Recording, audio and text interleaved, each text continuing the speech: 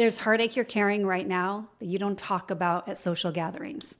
You smile through baby showers with it. You lie awake at 3 a.m. with it.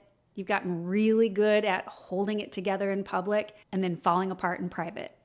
Maybe it's another negative test. Maybe it's another round of we don't know why. Maybe it's watching your relationship bend under the weight of something that was supposed to bring you two closer together. Maybe it's just the exhaustion, the bone-deep exhaustion of hoping this hard for this long and still not having the thing you want more than anything else in the world. I see you, and I know what it costs to keep showing up when your heart is this tired. And I want to ask you something. What if the most important thing you need right now isn't another thing to measure, another opinion, another round of trying harder? What if what you actually need is a completely different way of seeing your life? So I'm turning 53 this month, and I've been thinking about what it means to arrive here at this place in my life, because I didn't get here easily. I got here through 20 years of chronic illness that doctors couldn't explain, through a son who almost died in a horrific car accident that no one should have survived, through a husband that I lost to suicide, to a darkness that I just couldn't reach him in, through abject poverty and trauma and abuse as a child and starting over more times than I can count, through packing up my dog to ride shotgun in my car and driving across the country all by myself twice, not entirely sure I knew what the hell I was doing, but knowing that this move was what was right for me. Every single one of those experiences cost me something, and every single one of them taught me something. Not from a book, not from a certification, from actually living through the fire and choosing every single time to come out of it differently. Those are the things that I want to hand to you today. 53 trips around the sun. 53 things I've learned about life. Some of these are going to feel like a warm hug, and some of them are probably going to feel like a slap in the face. But all of them are true. And every single one of them applies to you, right where you are, right now, in this season of your life. And if you're new here, welcome. My name is Tamy Anderson. I am where functional medicine meets mindset and nervous system rewiring, which is the full picture that you actually need for building the unstoppable mindset, the healthy body, and the joyful, badass life you are actually put here to lead. So let's get into it. Number one, you may have heard this before, everything that is happening to you is happening for you. And I know how that sounds when you're in the middle of it. When you're sitting in that specialist's office hearing unexplained for the third time, or you're in the bathroom alone staring at another negative test. That phrase can feel like the most dismissive thing that anyone could possibly say to you. But I'm not saying it to dismiss you. I'm saying it because I lived it. When I was in the depths of chronic illness, when I was the mom watching from the sidelines as my husband and my kids played, too sick to get on the floor with my kids and enjoy them, going to bed every single night, genuinely wondering if my body was going to give up before I got to see my kids grow up. I could not have told you that any of that was happening for me. It felt like it was happening to me, like I'd been handed a life that I didn't deserve. And yet every single thing I went through prepared me for exactly where I am right now doing what I do. The healing I figured out, the nervous system work, understanding how our bodies hold our stories and our fears. None of that exists without the suffering that came first. So I'm not going to tell you to be grateful for what you're struggling with right now. I'm going to tell you to stay open to the possibility that this chapter, as hard as it is building something in you, something that you can't see quite yet. Because here's what I know for sure. The women who come out on the other side of this journey, whether they conceive naturally, through intervention, or through a completely different path than they ever imagined, they are transformed. Every single one of them. And the ones who do the inner work while they're in it, they don't just get their baby, they get themselves back too. Number 2, your perception of what's happening matters more than what's actually happening. 2 people can have the exact same experience and walk away from it completely differently. I watched this in real time at my son's hospital bedside and when he was recovering after his accident. There's the parents that run into the waiting room scared and frantic and catastrophizing and spiraling, falling apart. That energy just makes everything harder for the kids, right? Not just for themselves, but for their kids. I made a decision when my son was in that accident before I even pulled back the curtain on his room in the emergency room that day. I told myself, whatever I see, my energy stays grounded. He needs me to be steady. And that decision, that single internal decision, changed the entire experience for both of us. So you get to decide what this means. Not what happened, but what it means. And that meaning that you're attaching to it is the thing that determines everything else. Number 3, the story you keep telling is the life you keep creating. This is one I had to learn the hard way. For years, I told a story about being the sick one, the unlucky one, the one who couldn't catch a break. And my life kept reflecting back to me the exact story that I was telling, and with perfect accuracy. And the moment that I decided to change the story, not by pretending that everything was great, but by choosing a different narrative about who I was and where I was going, that's when my whole life started to change and shift in the right direction, right? So what story are you telling about your body right now? About your fertility journey, about what's possible for your future?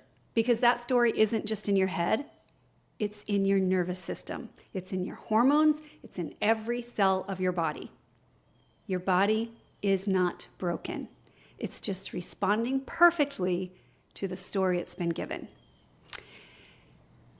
Okay, this next section is life lessons that I've learned on healing. Number 4, healing is not something that happens to you. It's something that you participate in. And I'm not talking about the supplements and the protocols and the testing and the diet. I'm talking about the inner work, the belief work, the nervous system work. That's the participation that most people skip because nobody ever told them that it was part of the equation, right? So you cannot outsource your healing to a practitioner, a pill, a procedure, a biohack. You have to be in it. You have to be willing to look at what your body is trying to tell you. Because here's the truth. Your body is not your enemy. It is the most intelligent system you will ever have access to. And it is always, always communicating with you. Number 5, your nervous system is the gatekeeper of everything.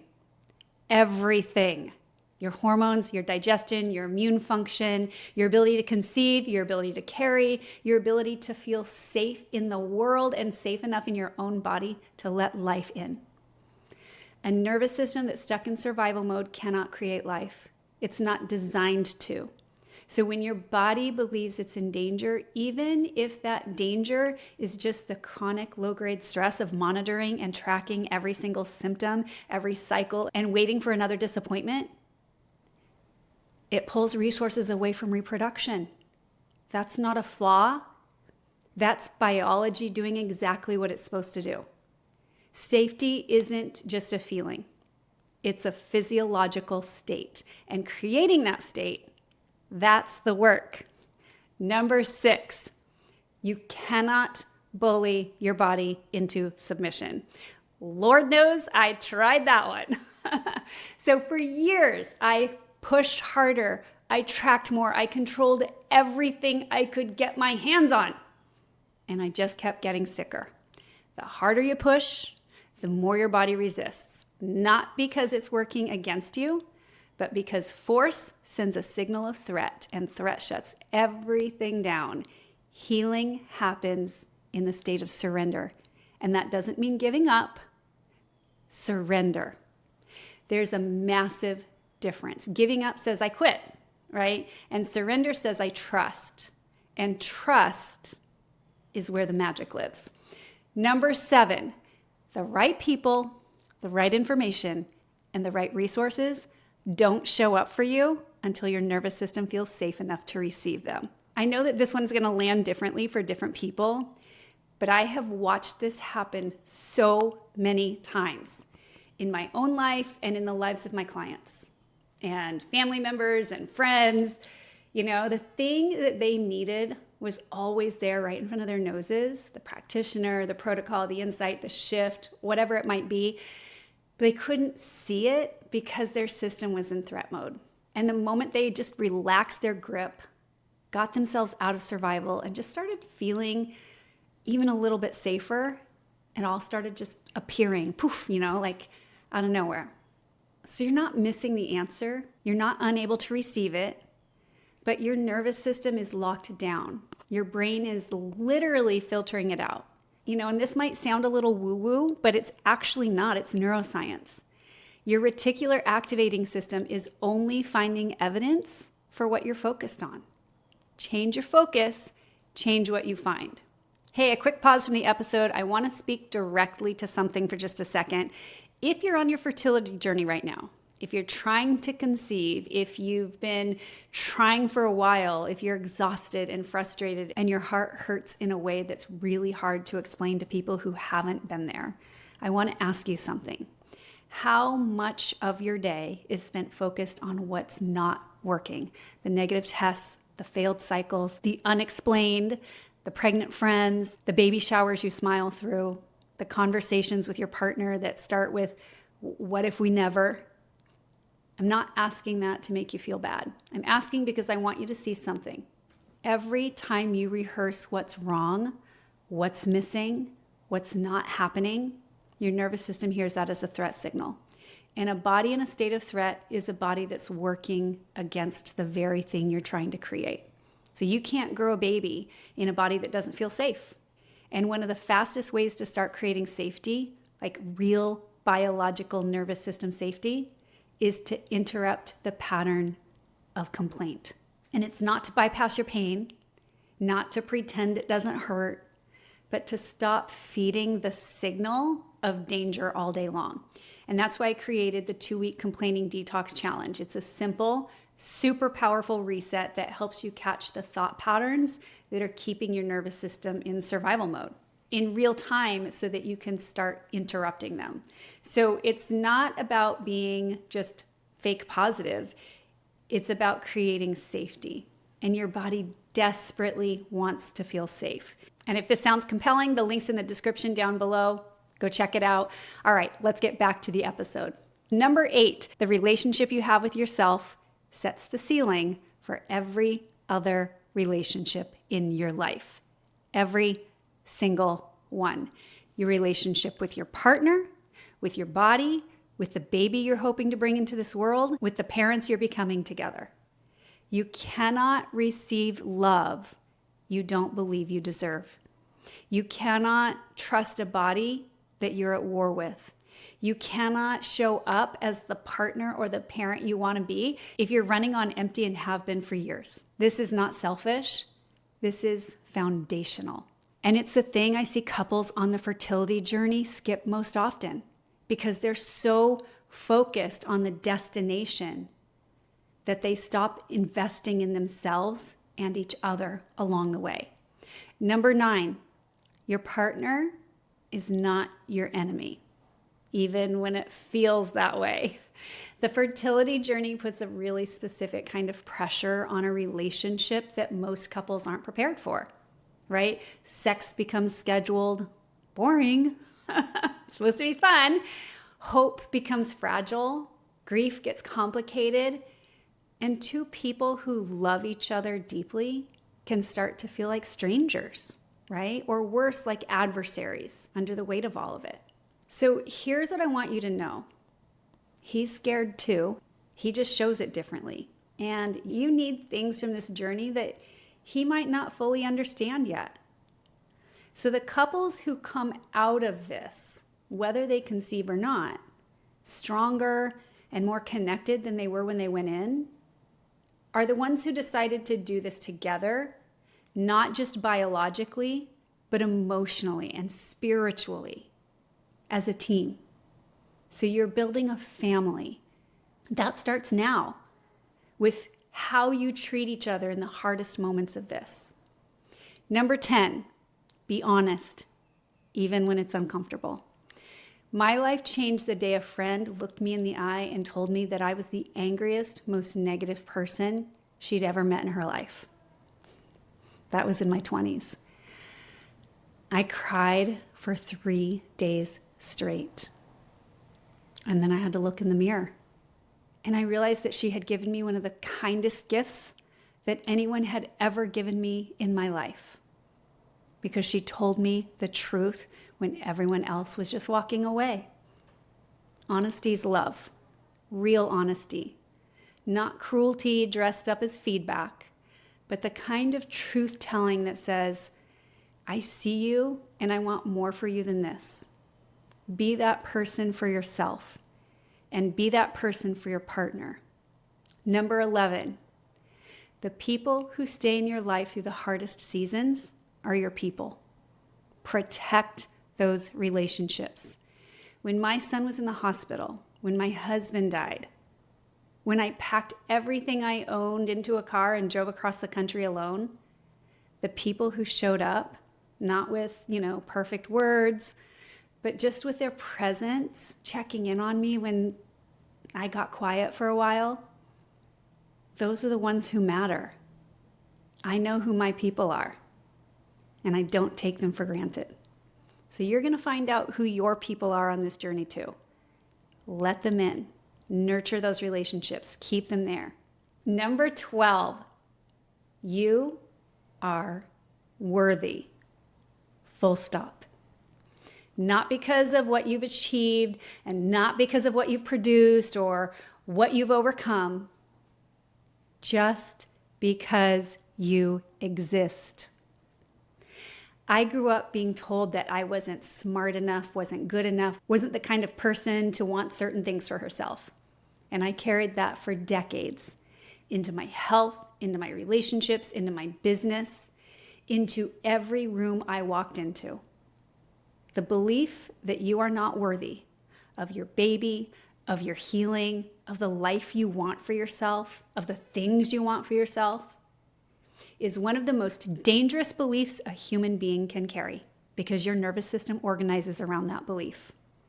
Your body responds to it, and it becomes a self-fulfilling prophecy that has nothing to do with the truth of who you actually are. You were not born flawed. You were not born broken. You were born worthy.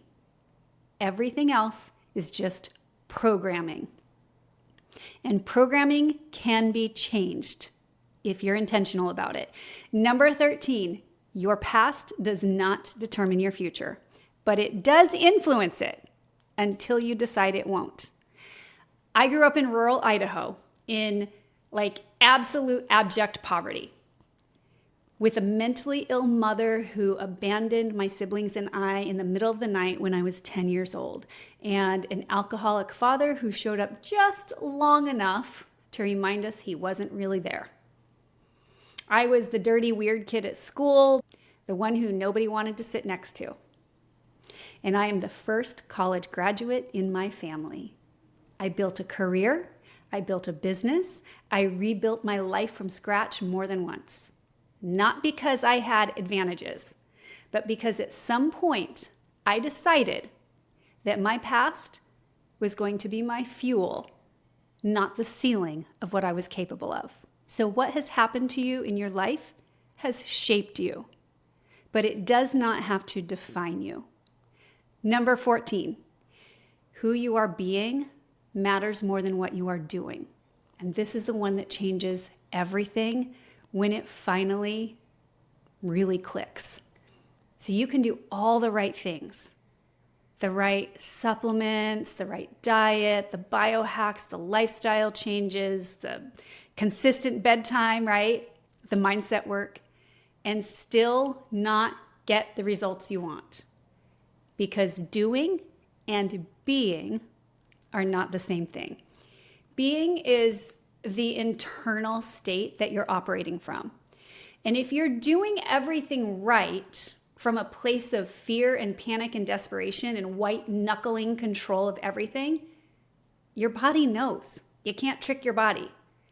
Your nervous system knows, and it responds accordingly every single time. So who would you be if you already had everything you want? How would that version of you move through her day? How would she talk to her body? How would she love her partner? How would she respond to setbacks? Start being her now. Not when you arrive there, right now. Because the arrival follows the being, never the other way around. Number 15, surrender is not giving up. It is the most powerful thing you will ever do. I used to think about surrender as weakness. I was wrong. Surrender means trusting something bigger than your own frantic effort to control the outcome.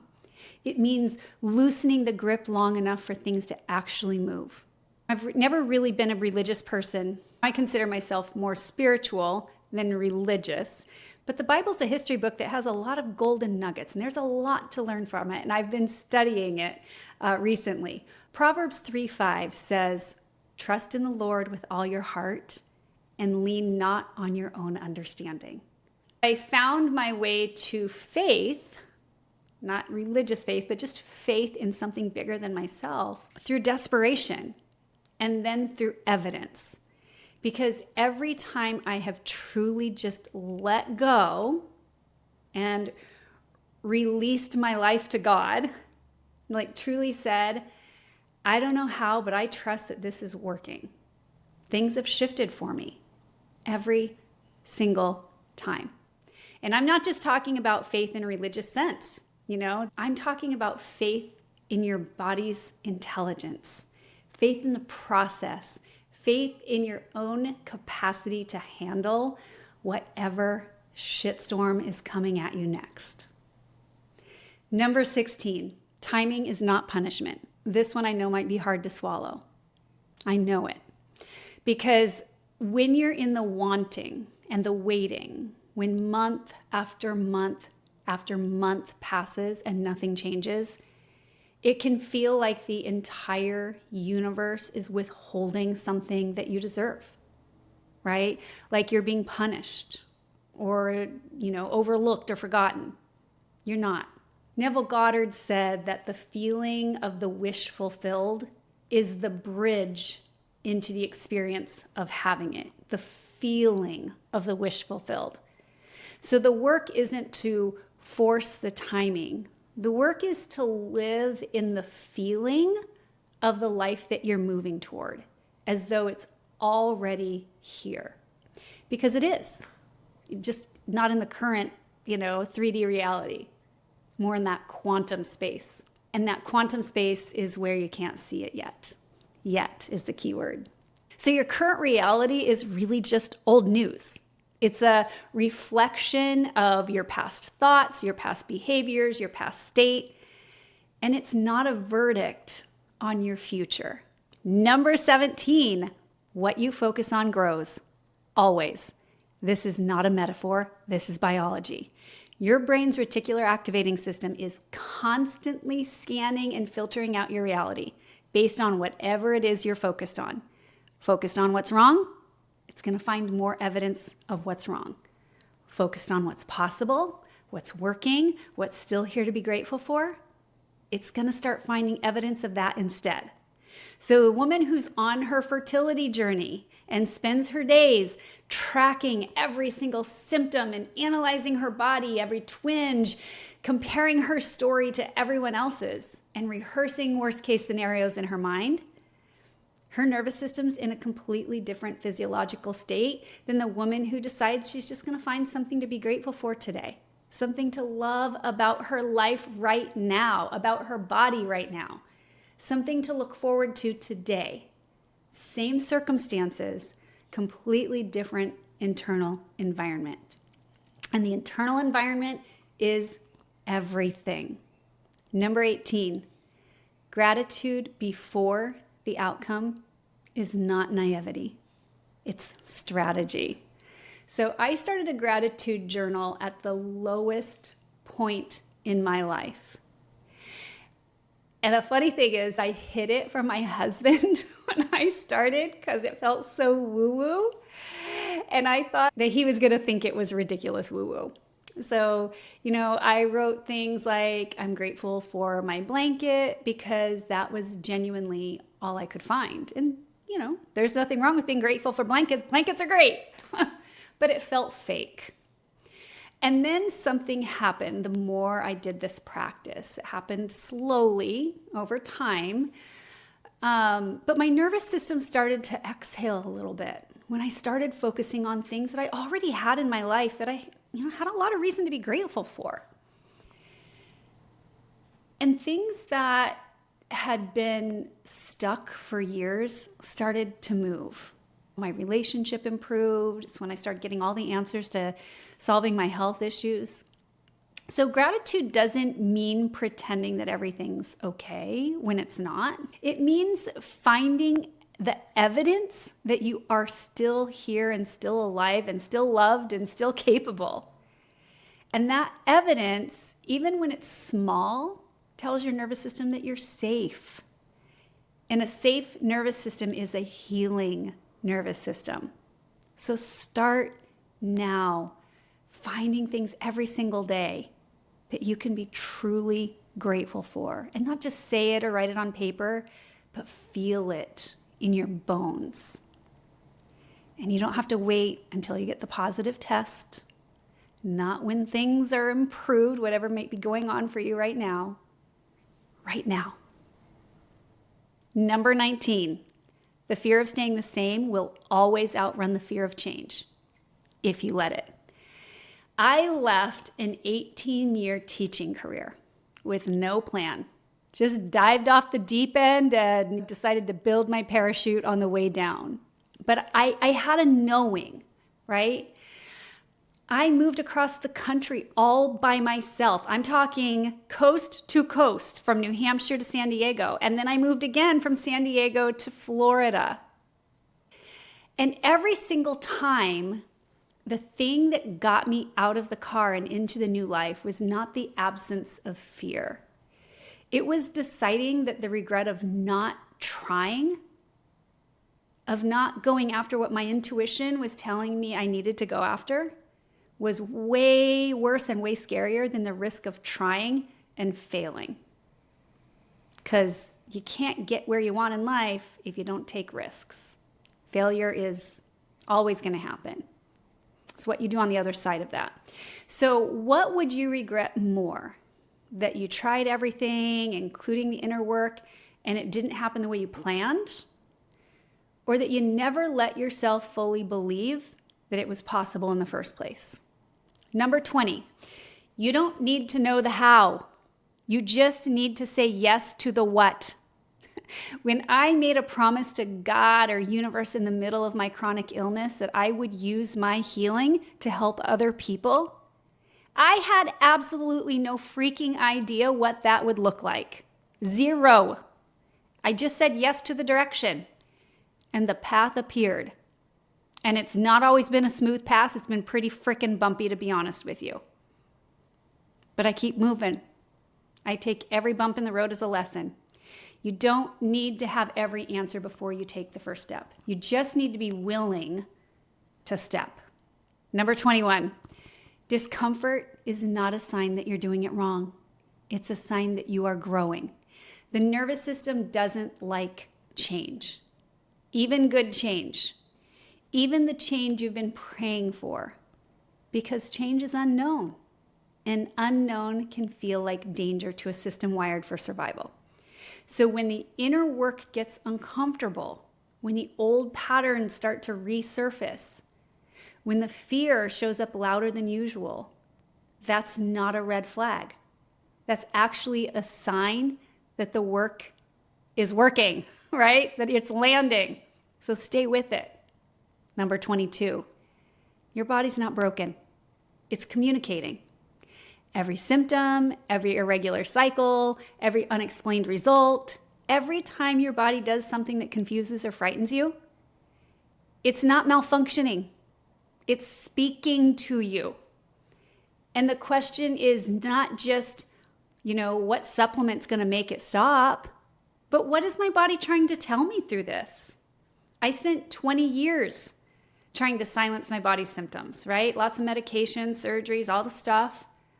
But the day I started listening to them instead, really listening to figure out what they were trying to tell me, that there was something bigger going on, that's the day my healing actually began. Number 23, without your health, you have nothing. Your health is everything. You cannot be the partner you want to be, or the parent you're dreaming of becoming, the version of yourself that you're working toward, if your body is being neglected or at war with your mind, right? Your health is not a vanity project. It is the foundation of everything. Treat it that way. Invest in it, because your health is worth it, because the quality of your life depends on it. Number 24, your thoughts are the most powerful drug your body will ever be exposed to. Not the supplements, not the medications, not the protocols, your thoughts, because your brain is a pharmacy and it's dispensing chemistry based on every thought you think all day long. Fear-based thoughts are going to flood your system with cortisol and adrenaline. Those are the hormones of survival that tell your body that it's not safe, that it's not a safe time to create life.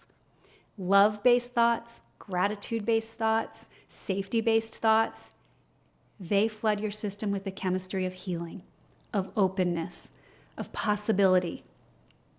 You are medicating yourself with your mind constantly.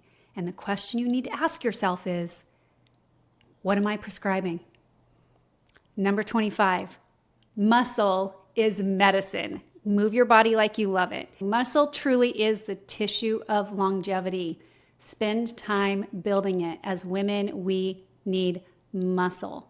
But also, move in ways that make you feel good. Your body was made to move.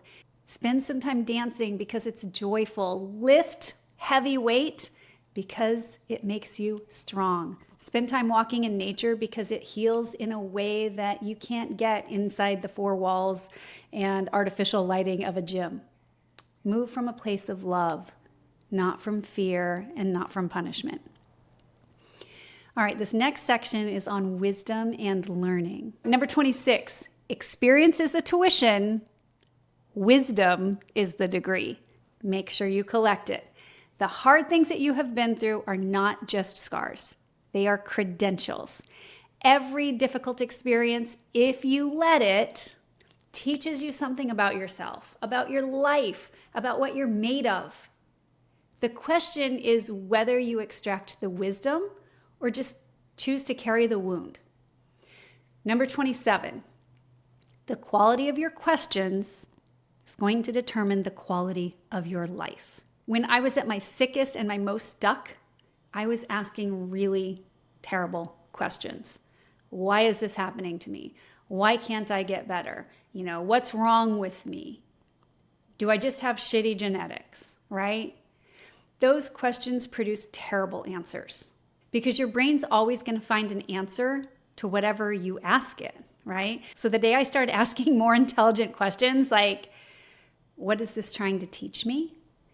And what would have to be true for healing to be possible? And who do I need to become to receive what I want? Everything changed. So what questions are you asking about your fertility journey right now? Number 28, knowledge is only potential power. Applied knowledge is actual power. So you can know everything there is to know about nervous system regulation and mindset and functional medicine, about what your body needs.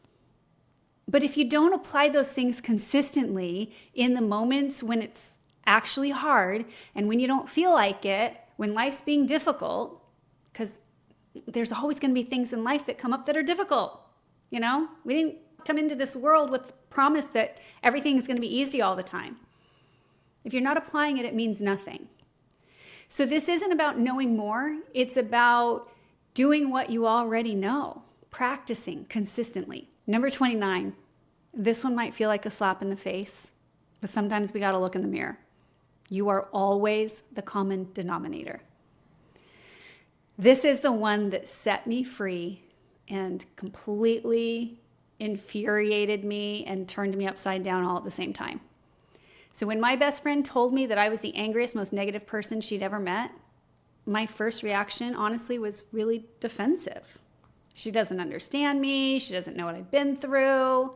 And then I sat with it. And I realized that in every area of my life where things weren't working, I was the constant. Not the doctors who couldn't help me, not the circumstances, not the bad luck, me, my thoughts, my patterns, my nervous system state.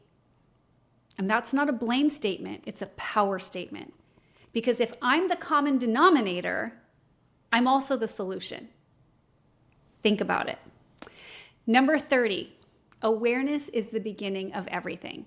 You cannot change what you cannot see.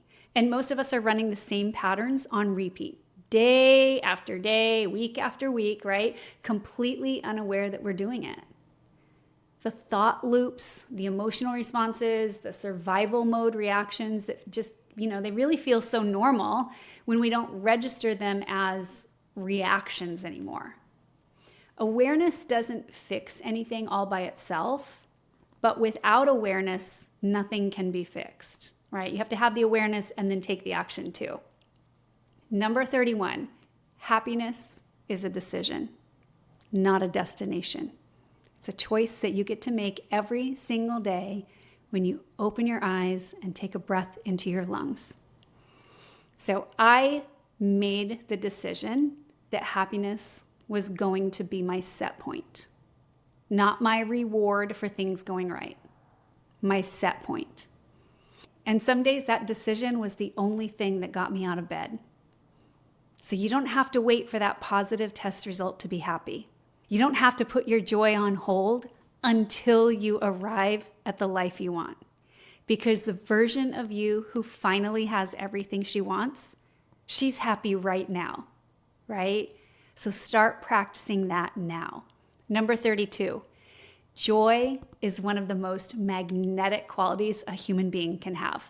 And I'm not talking about performed happiness or spiritual bypassing or, pretending things don't hurt when they actually do.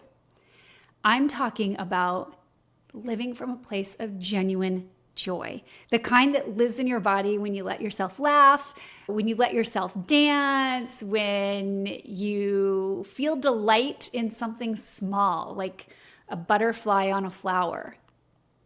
Joy is nervous system medicine. It's also, I believe, one of the most powerful signals you can send to a universe that is responding to your frequency.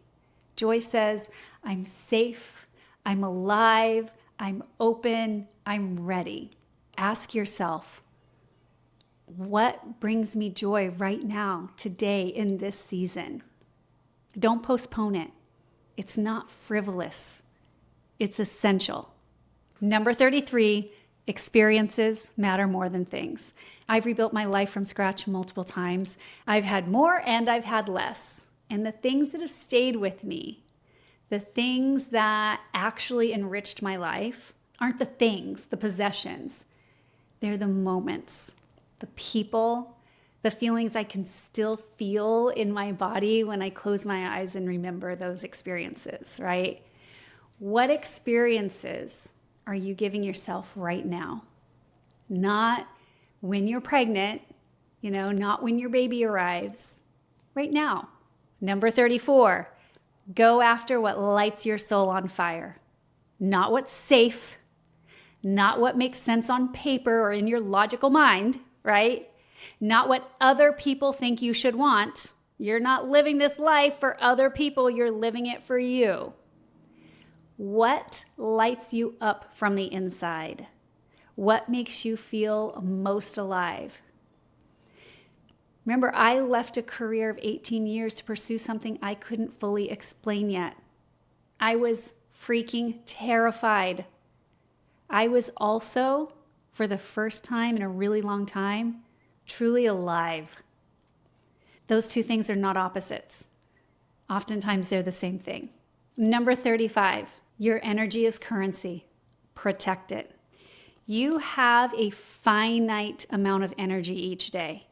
So every person that you interact with, every thought that you think, every news story you consume, every social media scroll, every conversation you have, it either deposits into your energy account or it withdraws from your energy account, right?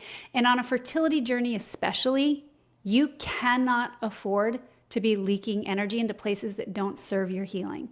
The trying to conceive forums where everyone is suffering together, the family member who asks the question every single time you see them, the friend who just simply doesn't get it and makes it worse. You are allowed to protect your energy. You're allowed to say no. You're allowed to limit your exposure to things that drain you. In fact, not only are you allowed to, you should. And that means even if other people don't understand why. Number 36, you are not everyone's cup of tea, and that is completely okay. This took me a really long time to grasp and to accept. I spent a lot of my life trying to be likable, right? Trying to make everyone around me comfortable. I think as women, we do that. Trying to belong. And it cost me enormous amounts of energy and a complete loss of self. You do not need everyone to understand you or, quite frankly, approve of you. You need the right people to know you.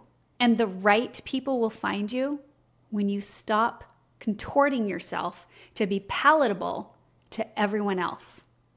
Number 37, complainers are energy vampires. And sometimes that complainer might be you.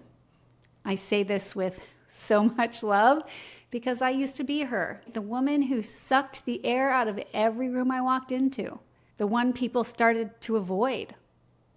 I didn't know I was doing it at the time because it was such a habit. It's what I grew up with. It's what I knew. But it was destroying my health, my relationships, my life, silently and consistently. Complaining is not just venting. It's not just processing. It's not healing. It's rehearsal. Every time you complain, you are rehearsing more of what you don't want and training your nervous system to find and create more of it. And this doesn't mean stuff your feelings down. It means that you learn the difference between feeling something and feeding it. Number 38, it is none of your business what other people think of you. And I know this one is easier said than done. But the amount of mental and emotional real estate that most people give to what other people might be thinking or saying about them is freaking staggering. And it's all energy that could be going towards creating the life they actually want, right? What other people think of you is their fucking business. What you think of yourself, that is the only opinion that shapes your nervous system, your identity, and your outcomes. All right, this next section is on connection and community. Number 39, be kind, always. You never know what someone else is going through. The woman who snapped at you in the parking lot might have just gotten a really terrible diagnosis. The couple who left your dinner party early might have just had the conversation again, you know? The one that ends in silence and sleeping on separate sides of the bed. The person who seems fine, who smiles at everything, who says the right things, might be fighting a battle that would break most people. So be kind, lead with grace, because you never know. Number 40, say, I love you, and mean it to your partner in the middle of this, even when it's hard, even when you're exhausted, even when the intimacy has become clinical and the connection feels thin and you're just both trying to hold it together. Say it and mean it, because love is a practice. It's not a feeling that just appears when conditions are perfect, right? It's something that you choose to express repeatedly in the ordinary moments and especially in the hard ones. Number 41, be generous with compliments, with strangers, with your partner, with yourself. Tell your partner what you love about them, not just what you need from them, not just what's frustrating you in the moment. What you love, what you're grateful for, what you see in them that they might not see in themselves. And do the same for yourself. Not performatively, but genuinely. Because the way you speak to yourself internally and out loud is shaping the identity that your nervous system is organizing around. And it's going to be a future example for that baby you're waiting to bring into this world. Number 42, the people who are meant to be in your life are going to find their way there. I met one of my closest friends in the world at a personal development conference in Puerto Rico. So this is crazy because this woman grew up in Venezuela. I grew up in rural Idaho. So we had absolutely, if you think about it, no logical reason to ever cross paths in this lifetime, right? She's growing up in Venezuela, I'm in rural Idaho, and we meet in Puerto Rico at a personal growth conference, right? Every decision that each one of us made across decades and independently eventually led us to that same room in Puerto Rico. And now we are super tight friends today. It's crazy. You think about things like that. Another synchronicity in my life is the firefighter who just happened to be at the exact intersection where my son's accident happened, and also happened to be a friend of mine whose presence that day, without any doubt in the world, saved my son's life. He would not be here today if that firefighter had just not happened to be at that intersection that day. These are not coincidences. I stopped calling them that a long time ago. Life has a way of orchestrating exactly what you need, exactly when you need it, in ways you never could have planned. So trust the path, even when you can't see where it's going. Number 43, synchronicities are not accidents. They are confirmation. Every time something lines up in a way that feels too perfect to be chance, pay attention to that. That is the universe or God or whatever your language is for something bigger than yourself, saying, you're on the right track, keep going. I've just had way too many of these experiences, these moments in my lifetime to dismiss them as anything other than miracles that were supposed to happen. You know, the book that found me at exactly the right time, the person who said the exact thing I needed to hear in that moment, the door that closed so that the right one could open for me. So stay open to these synchronicities. Look for them because they're always there. And the more your nervous system is in a state of safety and openness instead of threat and closure, the more you're going to see. Number 44, the most powerful thing you can do for your future child is to become the most regulated and happy version of yourself right now. Not the most perfect version, the most regulated, the most healed, the most present. Because healed parents raise thriving children, not parents who have it all figured out. There's no such thing as that, trust me. You're going to find out when you become one. But parents who've done the work, who know their patterns, who can catch themselves when the old programming fires up, who know how to come back to safety and bring their kids back with them.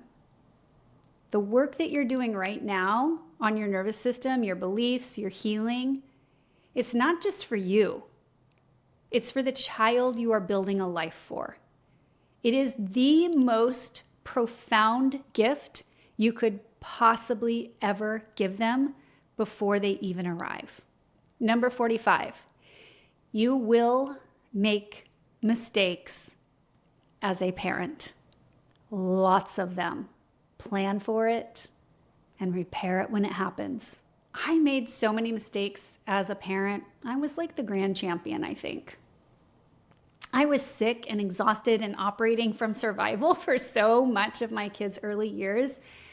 I wasn't always the mom I wanted to be. And the fact that my sons are the humans that they are today, they're just kind and strong and capable. They're just awesome kids.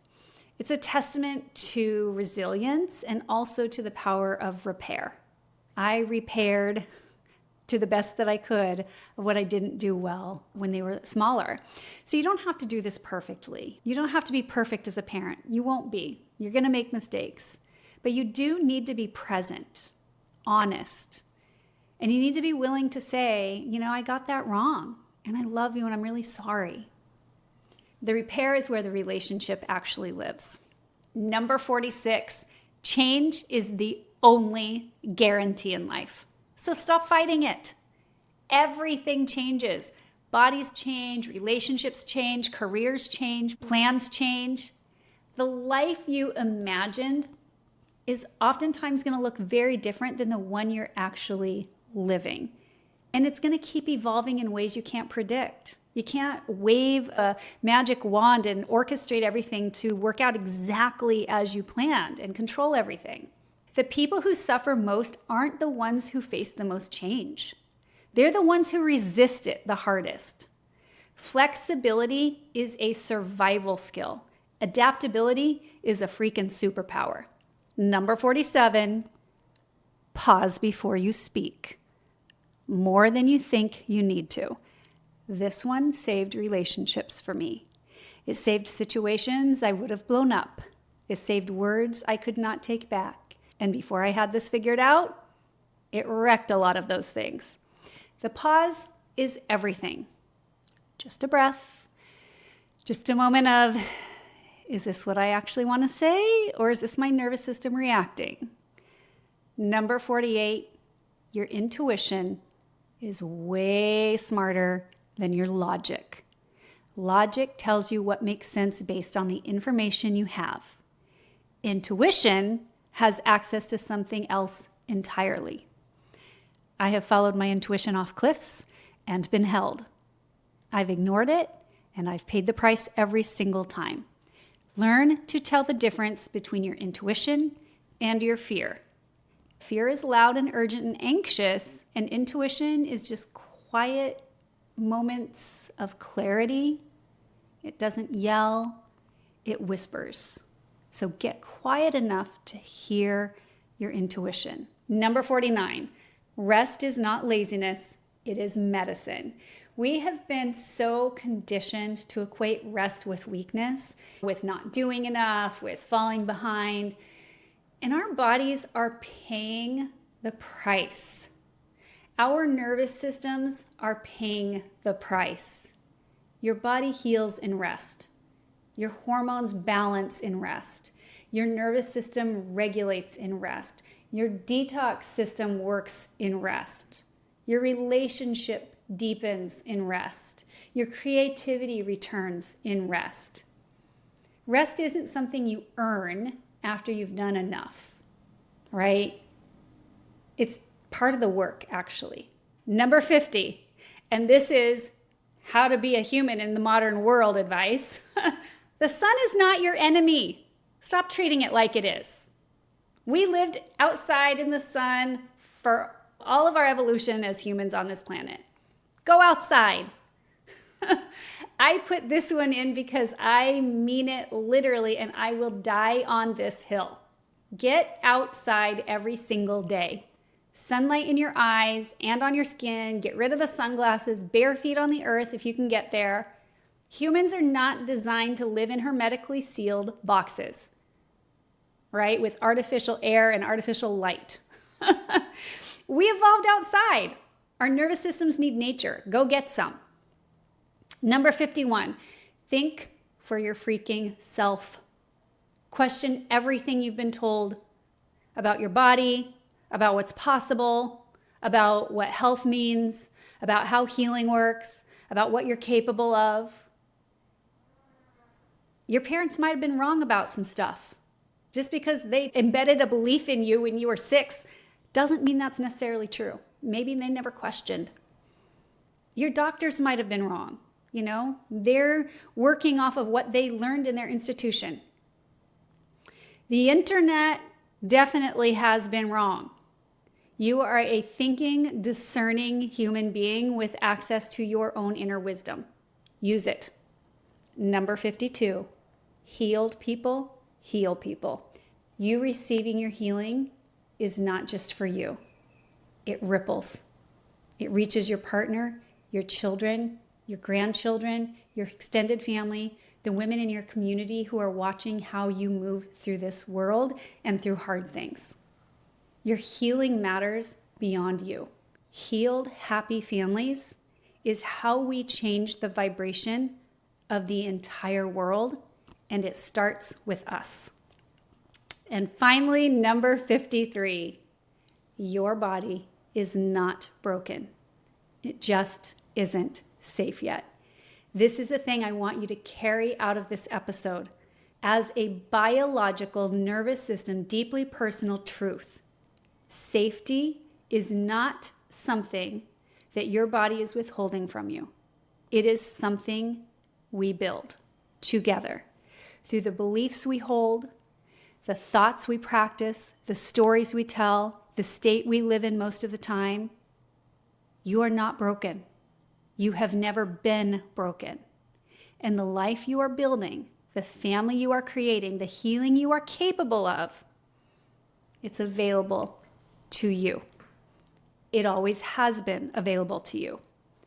We just have to make it safe enough to receive it. So there they are, 53 things I've learned about life in 53 trips around the sun, paid for in full, every single one of them. And I wouldn't change a thing about my life. And if even one thing in this episode landed differently for you today, if something in you shifted, if something clicked, if you had a holy shit moment because you heard something you needed to hear, then this birthday is already the best one I've ever had. Because this is why I'm here. Not to give you information, to give you permission. Permission to see your body differently, to see this incredible journey of life differently, to see yourself differently. You are not behind. You are not broken. You are not running out of time. You are a woman in the middle of one of the hardest and most transformative seasons of her life. And you're still here, still trying, still showing up. That's not weakness. That's everything.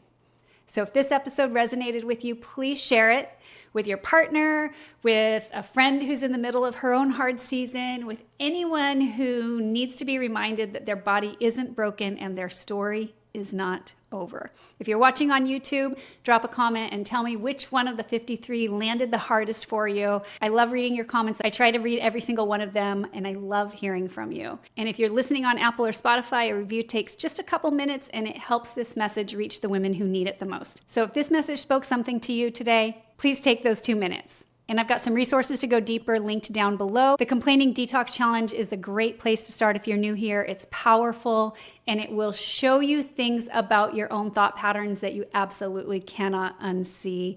There are also some other resources, so go check those out. And most importantly, I love you. I mean it. Happy birthday to me this month and to every woman who's choosing to do this work. I'll see you in the next episode.